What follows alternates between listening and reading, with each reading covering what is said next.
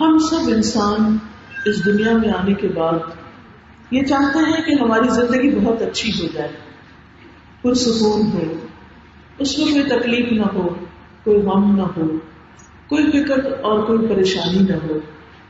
لیکن حیرت کی بات یہ ہے کہ انسان جو بڑا ہوتا جاتا ہے اس کے ساتھ ساتھ اس کی پریشانیاں اور غم بھی بڑے ہوتے جاتے ہیں. جب انسان ایک چھوٹا سا معصوم بچہ ہوتا ہے تو اسے کوئی غم دکھ نہیں ہوتا. پھر تھوڑا بڑا ہوتا ہے، اسکول جانے لگتا ہے تو اسکول جانے کی پریشانی اس کی زندگی میں سب سے بڑی پریشانی ہوتی ہے. پھر وہ اس سے بھی آگے بڑھ جاتا ہے، پھر اس کو ہوش آتا ہے، پھر وہ سوچتا ہے کہ یہ تو کمپٹیشن کی دنیا ہے، مجھے آگے بڑھنا ہے. پھر ایک کے بعد ایک ڈگری لیتا چلا جاتا ہے. پھر جاب میں کمپٹیشن ہے، پھر شادی ہے، پھر شادی کے فکر اور غم الگ ہے. پھر بچے پیدا ہو جاتے ہیں، پھر ان کے مسائل ہیں، پھر ان کی شادیاں ہیں، پھر بڑھاپا ہے اور اس کے مسائل ہیں، اور پھر بالآخر انسان ان ساری پریشانیوں کو پار کر کے اپنے رب سے جا ملتا ہے. تو بات یہ ہے کہ یہ جو کچھ ہم اپنی زندگیوں میں دیکھتے ہیں اس سے چھٹکارا تو نہیں. فکر اور پریشانی تو لازم و ملزوم ہے، لیکن انہی فکروں اور پریشانیوں کے اندر کچھ لوگ ایسے ہوتے ہیں کہ جو بڑی پرسکون زندگی میں بسر کرتے ہیں. ان کے دلوں کے اندر ایک اطمینان ہوتا ہے، ایک خوشی ہوتی ہے. باہر کا موسم تو نہیں بدلتا، باہر کی مشکلات تو ختم نہیں ہوتی، لیکن ان کے اپنے دل کے اندر، ان کی روح کے اندر ایک سکون پیدا ہو جاتا ہے. اس کا راز کیا ہے؟ وہ کیسے ہو سکتا ہے؟ اب دیکھیے، جیسے موسم بدلتے ہیں، کبھی سردی ہے کبھی گرمی ہے، تو ہم اس کو تو تبدیل نہیں کر سکتے، وہ تو اپنی جگہ رہے گا ہی. لیکن ہم اپنے لیے انتظام کر لیتے ہیں. گرمیاں ہوں تو ٹھنڈے پنکھے اور اے سی کا انتظام کر لیتے ہیں، یا اور کچھ نہیں تو درختوں کی چھاؤں ہی بڑی غنیمت نظر آتی ہے. اور اگر سردیاں ہوں تو اسی طرح موٹے کپڑے پہن لیتے ہیں، لحاف اوڑھ لیتے ہیں اور اپنے مسائل کے حل کے لیے کچھ نہ کچھ بندوبست کر لیتے ہیں. لیکن بات یہ ہے کہ جب ہمارے دل کا معاملہ آتا ہے تو ہم یہ بھول جاتے ہیں کہ اس کا بندوبست بھی اندر سے ہی کچھ کرنا ہے، خود ہی کچھ کرنا ہے. حالات نہیں بدل سکتے، ہم دوسرے لوگوں کی عادتیں نہیں بدل سکتے. ہم سوچتے ہیں یہ شخص میری زندگی میں بڑی پریشانی کا باعث ہے اور یہ شخص بڑی پریشانی کا باعث ہے، اس سے جان چھوٹ جائے تو میری زندگی آسان ہوگی. لیکن ہم دیکھتے ہیں ایک سے جان چھوٹتی ہے تو ایک اور مشکل کھڑی ہوتی ہے. تو مسائل کہیں حل ہوتے نظر نہیں آتے. لیکن اللہ سبحانہ و تعالیٰ کا وعدہ ہے کہ جو لوگ اچھے کام کریں گے ان کو ہم ضرور پاکیزہ زندگی بسر کرائیں گے. سورۃ النحل کی آیت نمبر 97 میں اللہ تعالیٰ فرماتے ہیں، من عمل صالحا من ذکر او انثى وهو مؤمن فلنحيينه حیاتا طیبہ ولنجزینہم اجرہم بأحسن ما كانوا يعملون. جو بھی نیک عمل کرے، جو بھی مرد ہو یا عورت، مردوں کے ساتھ یہاں عورت کے لیے الگ نام لیا گیا، مرد ہو یا عورت، جو بھی نیک عمل کرے، اچھا کام کرے اور وہ مومن بھی ہو، تو یقیناً ہم اسے ضرور زندگی بخشیں گے، پاکیزہ زندگی، اچھی زندگی، حیات طیبہ، عمدہ زندگی، اور یقیناً ہم انہیں ان کا اجر ضرور بدلے میں دیں گے. ان کے اجر ان کے بہترین اعمال کے مطابق جو وہ کیا کرتے تھے. یعنی انہیں دنیا میں بھی اچھی زندگی ملے گی اور آخرت میں ان کے اعمال کے مطابق جس لیول کے، جس درجے کے انہوں نے کام کیے ہوں گے اس کے مطابق انہیں ان کے اجر ضرور نصیب ہوں گے. لیکن سوال یہ پیدا ہوتا ہے کہ یہ کیا چیز ہوتی ہے؟ یہ اچھی زندگی کیسی زندگی ہوتی ہے؟ یہ وہ زندگی ہوتی ہے جس میں انسان کا دل پرسکون ہوتا ہے، جس میں انسان جب تک دنیا میں رہتا ہے اللہ سبحانہ وتعالیٰ انہیں قناعت جیسی دولت عطا کرتا ہے، اپنے پر توکل کرنا سکھاتا ہے، ان کے اندر اطاعت کا جذبہ پیدا کر دیتا ہے. خوش نصیبی کی زندگی ہوتی ہے جس میں انسان اپنے رب کی رضا پر، اپنے رب کے فیصلوں پر راضی ہوتا ہے. تو ان کے دلوں میں ایک ٹھنڈک ہوتی ہے، ایک اطمینان ہوتا ہے. پرسکون زندگی ضروری نہیں کہ عیش و عشرت والی زندگی ہو، کہ ہمارا بہت بڑا گھر ہو، اس گھر کی وجہ سے ہماری زندگی پرسکون ہو جائے. آپ نے دیکھا ہوگا کہ بہت سے لوگ بڑے گھروں میں رہنے کے باوجود بھی پرسکون نہیں ہوتے. پرسکون زندگی میں نہیں ہوتی کہ جس میں بہت قیمتی لباس پہنا ہو انسان نے. بہت سے لوگ قیمتی لباس پہن کے بھی خوش نہیں ہوتے. پرسکون زندگی وہ نہیں ہوتی جس میں انسان طرح طرح کے کھانے کھاتا رہتا ہے. بہت سے لوگ دن رات اپنے زبان کے ٹیسٹ بدلتے ہیں, اس کے باوجود سوتے ہوئے وہ گولیاں کھا کے ہی سوتے ہیں, ان کو سکون کی نیند نہیں آتی. تو مزیدار کھانا ہو یا بہترین لباس ہو یا بہترین شوہر یا بیوی ہو یا پھر بہترین گھر ہو یا بہترین جگہ پر انسان رہتا ہو, یہ ساری چیزیں تو وہ ہیں جو اللہ تعالیٰ کفار کو بھی دیتا ہے, اور ہو سکتا ہے ان کے پاس ہم سے زیادہ ہو. لیکن مومن کے لیے بہترین زندگی کون سی ہوتی ہے؟ مومن کے لیے بہترین زندگی پاکیزہ زندگی ہوتی ہے, جس میں وہ اپنے رب کی اطاعت کے مطابق زندگی بسر کرتا ہے. اس شخص کا دل پرسکون ہوتا ہے, کیونکہ الا بذکر اللہ تطمئن القلوب, وہ اللہ کا ذکر کرتا ہے. ایسے شخص کا دل بکھرا ہوا نہیں ہوتا, وہ مختلف وادیوں میں گھوم نہیں رہا ہوتا, بلکہ وہ ایک اللہ رب العزت کی طرف متوجہ ہوتا ہے. اس کا سارا غم بس ایک ہی ہوتا ہے, سارے غم اس ایک غم میں سمٹ جاتے ہیں, اور وہ ہوتا ہے کہ میرا رب مجھ سے راضی ہو جائے. کیونکہ اس کو پتا ہے کہ سب سے بڑا تو وہ ہے.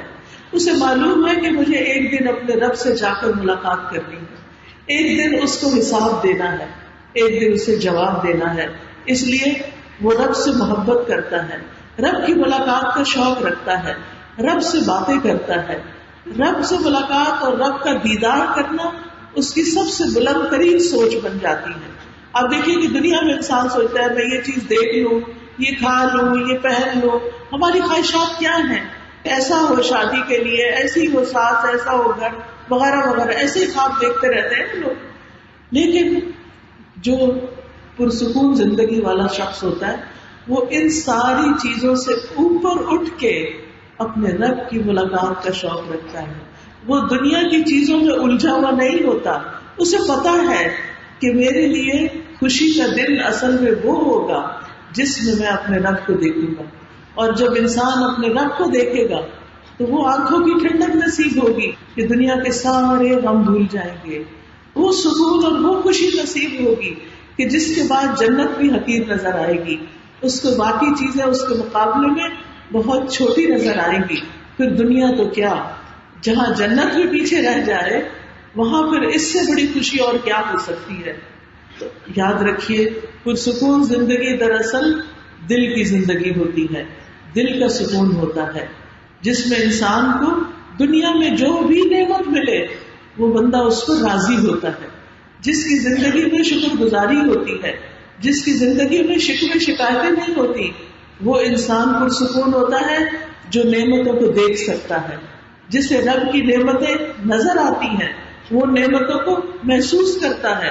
وہ شخص جس کے دل میں تقویٰ ہوتا ہے, جس کے دل میں اللہ کی یاد کی لذت ہوتی ہے, یعنی اس کا دل ایسا ہوتا ہے کہ جو ہی وہ رب کو یاد کرتا ہے اپنے دنیا کے کام کاج بکھیڑوں میں, جب ذرا سا بھی اس کو تھوڑی سی فرصت ان چیزوں سے ملتی ہے اور وہ دل سے رب کو یاد کرتا ہے تو اس کا دل سرور سے بھر جاتا ہے.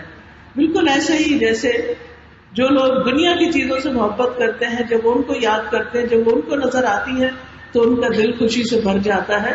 تو ایمان والوں کا دل اللہ کی یاد سے, اللہ کے ذکر سے, اللہ کی بات سے اسی طرح خوشی سے بھر جاتا ہے. یاد رکھیے پرسکون زندگی وہ ہے جو اللہ کی رضا میں گزرتی ہے. نبی صلی اللہ علیہ وسلم نے فرمایا بے شک انسان اللہ کی رضا حاصل کرتا ہے اور اس میں مسلسل لگا رہتا ہے کہ ہر کام اس لیے کرتا ہے کہ میرا رب راضی ہو جائے. تو اللہ عز و جل جبریل علیہ السلام سے فرماتا ہے کہ بے شک میرا فلاں بندہ میری رضا کی تلاش میں ہے, آگاہ رہو اس پر میری رحمت ہے. یعنی یہ جو مجھے راضی کرنے کی فکر کرتا ہے اس پر میری رحمت ہے. تو جبریل علیہ السلام کہتے ہیں کہ فلاں پر اللہ کی رحمت ہو. حاملین عرش فرشتے, یعنی اللہ کا عرش اٹھانے والے فرشتے, وہ بھی کہتے ہیں, اور پھر ان کے آس پاس جتنے بھی فرشتے اور ہوتے ہیں, حتیٰ کہ 7 آسمانوں والے بھی کہنے لگتے ہیں, اور یہ بات زمین پر بھی اتار دی جاتی ہے کیا کہ اس گناہ پر اللہ کی رحمت ہو. اور پھر آپ دیکھیے کہ ایسے لوگوں کا تذکرہ جب ہوتا ہے تو ان کے ناموں کے ساتھ کیا لگتا ہے؟ رحمت اللہ علیہ یا رحمہ اللہ، اللہ ان پر رحم کرے، ان پر اللہ کی رحمتیں ہیں. یہ جب ہوتا ہے جب انسان سب سے بڑھ کر اللہ سے محبت کرتا ہے، اللہ کے رب ہونے پر راضی رہتا ہے کہ میرا رب ہے نا. جب بھی کوئی مشکل آتی ہے تو وہ کہتے ہیں میں اکیلا تھوڑی ہوں، میرا رب ہے نا، میرا رب ہے جو میری مدد کرے گا، میرا رب ہے جو میری حفاظت کرے گا، میرا رب ہے جو مجھے کافی ہے. کیونکہ ایسا بندہ اللہ کو اپنے لیے کافی سمجھتا ہے. اور اس میں ہم دیکھتے ہیں ابن عباس رضی اللہ عنہ سے روایت ہے کہ ابراہیم علیہ السلام نے جب انہیں آگ میں پھینکا جا رہا تھا، آگ کے الاؤ میں پھینکا جا رہا تھا، اس وقت انہوں نے کہا تھا حسبنا اللہ و نعم الوکیل، کافی ہے ہمیں اللہ اور وہ بہترین کارساز ہے. اور یہی کلمہ نبی صلی اللہ علیہ وسلم اور آپ کے ساتھیوں نے پڑھا تھا جب انہیں ڈرایا گیا تھا کہ دیکھو تمہارے لیے دشمن جمع ہو گئے ہیں، اب کیا ہوگا. خوف دلایا جا رہا تھا تو اس خوف کے موقع پر انہوں نے کیا پڑھا؟ حسبنا اللہ و نعم الوکیل. تو پرسکون زندگی کا راز کیا ہے کہ جب گھبراہٹ طاری ہونے لگے، جب کوئی چیز بہت ستانے لگے، بہت فکر آنے لگے، تو انسان کیا پڑھے؟ حسبی اللہ و نعم الوکیل. جمع ہو بہت سے لوگ ہوں تو حسبنا اللہ، اور اکیلے ہو تو کیا پڑھے؟ حسبی اللہ و نعم الوکیل، نعم المولا و نعم النصیر. پرسکون زندگی والا شخص وہ ہوتا ہے جو اللہ کو اپنے لیے کافی سمجھتا ہے. یہ سب سے بڑی طاقت ہے. اگر اس کی مدد آ گئی تو پھر تو کوئی کام مشکل رہے گا ہی نہیں. پھر وہ اللہ کے کسی بھی فیصلے کو برا نہیں سمجھتا. اگر وہ معاملہ اس کی مرضی کے مطابق حل ہو جاتا ہے تو وہ کہتا ہے میں اللہ سے راضی، رضیت باللہ ربا وبالاسلام دینا وبمحمد نبیا. اور اگر وہ فیصلہ اس کی مرضی کے خلاف بھی ہوتا ہے، یعنی وہ دعا کرتا ہے لیکن اس کی دعا نہیں سنی جاتی، اس کی وہ بات پوری نہیں ہوتی، وہ پھر بھی راضی ہوتا ہے، تو دل رضا کی ٹھنڈک سے بھرا ہوا ہوتا ہے. وہ کہتے ہیں اس میں بھی خیر ہوگی. یہ جملہ تو میں آپ کو کہوں گی کہ یاد کر لیں. کچھ بھی ہو زندگی میں پازیٹو رہیں. کیا کہیں؟ اس میں بھی خیر ہوگی. یہ میرے رب کا فیصلہ، اس میں بھی خیر ہو گئی. کوئی فوت ہو گیا، کوئی بات نہیں، رب نے بلا لیا، رب نے جتنی چاہی زندگی دی، اس میں بھی خیر ہوگی. اس شخص کے لیے اس میں بہتری ہوگی. اور باقی جو اس کے پیچھے والا اولاد یا بچے، ان کے لیے بھی اللہ کافی ہے. تو حسبی اللہ، اور اس میں بھی خیر ہوگی. پھر یہ کہ ایسا انسان تقدیر کے لکھنے پر یقین رکھتا ہے.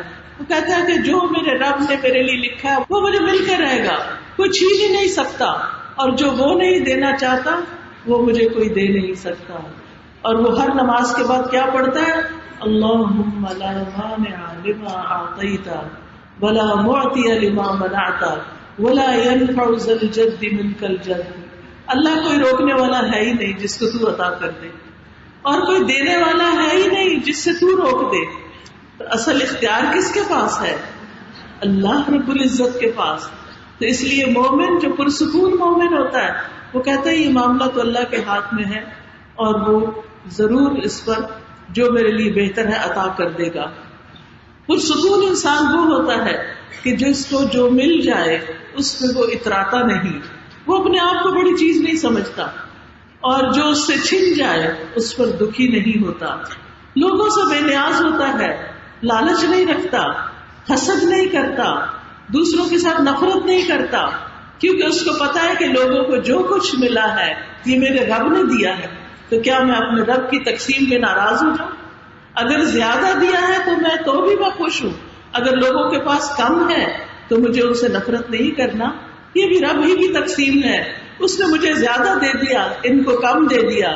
میں بھی رب کا بندہ، یہ بھی رب کے بندے. تو ہم اللہ ہی کے پیدا کردہ انسان ہیں، ہمیں کسی سے نفرت نہیں کرنی. لہذا ایسا شخص لوگوں کے بارے میں بری رائے نہیں رکھتا، اور ہر حال میں اس کو خیر والی زندگی ہی نصیب ہوتی ہے. جب اسے خوشی ملتی ہے تو کیا کہتا ہے؟ مومن کیا کہتا ہے جب خوشی ملتی ہے؟ الحمدللہ الحمدللہ بنعمتہ تتم الصالحات. وہ خود کریڈٹ نہیں لیتا، اپنی طرف نہیں جاتا، بلکہ وہ کہتا ہے یہ اللہ کے فضل سے ہوا ہے. اور اگر اس کی زندگی میں کوئی تکلیف آتی ہے تو کیا کہتا ہے؟ الحمدللہ علی کل حال. شاباش، بتائیے نا جو سیکھا ہوا ہے. وہ غم میں کہتا ہے الحمدللہ علی کل حال، کہ اللہ کا شکر ہے ہر حال میں، دکھ میں بھی اور سکھ میں بھی. آپ دیکھیے ایسا بندہ کیسے پریشان ہو سکتا ہے کہ دو حالتوں میں سے ایک حالت میں ہر وقت انسان ہوتا ہے اور وہ ہر حال میں خوشی رہتا ہے. پھر ایسا شخص دوسروں سے اپنے تعلقات اچھے رکھتا ہے، دوسروں کی عزت کرتا ہے، ان کے ساتھ اچھی طرح عاجزی کے ساتھ، پیار اور محبت کے ساتھ سلام دعا کرتا ہے، ان کو آسانیاں بانٹتا ہے، ان کو تکلیف میں مبتلا نہیں کرتا، کسی کے بارے میں بدگمان نہیں ہوتا. کیونکہ جب انسان کسی کے بارے میں برا سوچتا ہے تو دراصل وہ اس کے اپنے دل کی خرابی ہوتی ہے، اور جو دل کسی کے لیے برا ہے وہ اپنے لیے اچھا نہیں ہو سکتا. تو جب ہم کسی کی بھی اچھی بات سوچتے ہیں تو اس کا فائدہ ہم ہی کو پہنچتا ہے. کیا فائدہ ہوتا ہے؟ ہمارا دل صاف ہوتا ہے، ہمارا دل پاکیزہ ہوتا ہے، کیونکہ ہم اس میں کسی کے لیے برا نہیں سوچ رہے. پھر اسی طرح وہ کسی کا تجسس نہیں کرتا. تجسس کرنے سے بہت سی خرابیاں پیدا ہو جاتی ہیں. وہ اس سے سن لیتا ہے، اس سے پوچھتا ہے اس نے کیا کیا، اس نے کیا کہا، ہر وقت اس کا ہم و غم یہی باتیں رہتی ہیں. اور جب پتہ چلتا ہے کہ کسی نے میرے خلاف کچھ کیا تو اس کے رنج و غم کا عالم ہی کچھ اور ہوتا ہے. پھر وہ انسان دکھی ہو جاتا ہے. جو اس سے بے نیاز ہو جائے کہ کوئی بندہ مجھے کوئی نقصان نہیں دے سکتا، وہ جو مرضی کر لے مجھے نہیں نقصان دے سکتا، تو مجھے ضرورت ہی نہیں ہے تجسس کی. جب ہر فائدہ اور ہر نقصان کا مالک اللہ ہی ہے تو مجھے تجسس کی ضرورت نہیں. اور مجھے اس کے بجائے کہ میں لوگوں کے پیچھے تجسس کروں، مجھے دوسروں کے کام آنا ہے، میں دوسروں کی مدد کروں، میں دوسروں کی خدمت کروں. حدیث میں آتا ہے انصر اخاک ظالما او مظلوما، اپنے بھائی کی مدد کرو خواہ وہ ظالم ہے یا مظلوم. صحابہ نے پوچھا کہ ہم مظلوم کی مدد کرنا تو جانتے ہیں لیکن ظالم کی مدد کیسے کریں؟ تو آپ نے فرمایا اس کو ظلم سے روک کر. ہمارا کوئی بہن بھائی، کوئی دوست، کوئی رشتہ دار لوگوں کے ساتھ بدتمیزی کرتا ہے، بد اخلاقی برتتا ہے، ظلم کرتا ہے، تو ہمارا کیا فرض بنتا ہے کہ اس کو چھوڑ دیں؟ نہیں، اس کو سمجھائیں، اس کو روکیں، اس کے ساتھ بات کریں اور اس کو احساس دلائیں کہ یہ بات غلط ہے، تمہارے لیے نقصان دہ ہے. چاہے وہ اپنا بچہ ہو، چاہے اپنے والدین ہو، چاہے کوئی بھی ہو. تو مومن کے لیے ایک آئینے کی طرح ہوتا ہے، وہ آئینہ دیکھتا بھی ہے اور دکھاتا بھی ہے. اس سے پھر کیا ہے؟ تعلقات اچھے ہو جاتے ہیں. اور پھر آپ دیکھیے کہ جو دوسروں کے کام آتے ہیں، کام دوسروں کا کر کے تھکتے ہیں لیکن زندگی ان کی پرسکون ہوتی، دل اپنا خوش ہوتا ہے. رسول اللہ صلی اللہ علیہ وسلم نے فرمایا اللہ کے نزدیک وہ لوگ سب سے زیادہ پیارے ہیں جو دوسرے لوگوں کے لیے زیادہ فائدہ مند ہیں، زیادہ لوگوں کو فائدہ دیتے ہیں. اور اللہ عز و جل کے ہاں سب سے پسندیدہ اعمال یہ ہے مسلمان کا اپنے بھائی کو خوش کرنا. اب دیکھیے یہ اللہ کا پسندیدہ کام ہے. آج آپ جا کر اپنے گھر میں امی کو یا شوہر کو یا بچے کو یا ہمسائے کو، کوئی بھی جس کو آپ چاہیں ضرور خوش کریں گے، اور اس لیے خوش کریں گے کہ یہ میرے رب کی خوشی کی بات ہے، اس سے میرا رب خوش ہو. اس لیے نہیں کہ میں امی کو خوش کر کے ان کے پاؤں دبا کے اس کے سر پہ تیل ڈال کے کہوں مجھے فلاں چیز دے دے. یہ تو پھر مطلب ہی بات ہوئی نا، اور امی نے کر دی نا، اب آپ کا ہو گیا موڈ آف. کدھر گئی خوشی؟ خوشی تو ختم ہو گئی. خوشی کب ہوگی؟ جب آپ کہیں اللہ میں دل خالص کر کے صرف تجھے خوش کرنے کے لیے ان کو خوش کر رہی ہوں. یعنی کسی نہ کسی کو ضرور خوشی دیں. یہ اللہ کے نزدیک بہت پسندیدہ کام ہے. یا کسی کی تکلیف دور کرنا. آپ دیکھیں کہ بعض اوقات چھوٹی چھوٹی چیزیں ہوتی ہیں تکلیف دینے والی. راستے میں کوئی چیز پڑی ہوئی ہے، کوئی اٹک سکتا ہے، کچھ گرا ہوا ہے، کوئی اور اسی طرح ہے، ایسی کوئی چیزیں نظر آتی ہیں تو اس صورت میں کیا کرنا چاہیے؟ وہ تکلیف دہ چیزیں دور کر دیں. جب آپ کسی کی تکلیف دور کریں گے تو پھر کیا ہوگا؟ آپ کی تکلیفیں دور ہوں گی اور یہاں سے زندگی پرسکون ہو جائے گی.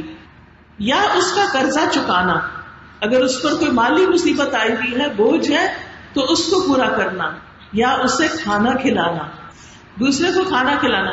ہم یہ سمجھتے ہیں کہ یہ کھانا شاید کسی باہر والوں کو کھلائے تو تب خوشی ملتی ہے. نہیں، آپ اپنے گھر والوں کو بھی خوشی سے پکا کے کھلائیں. آپ دیکھیں کہ اکثر جب پکاتے ہیں نا تو موڈ آف ہوتا ہے کہ یہ کیا میرے ہی ذمہ آ گیا، میں ہی پکاؤں، میں ہی کچن میں ادھر گرمی میں کھڑی رہوں.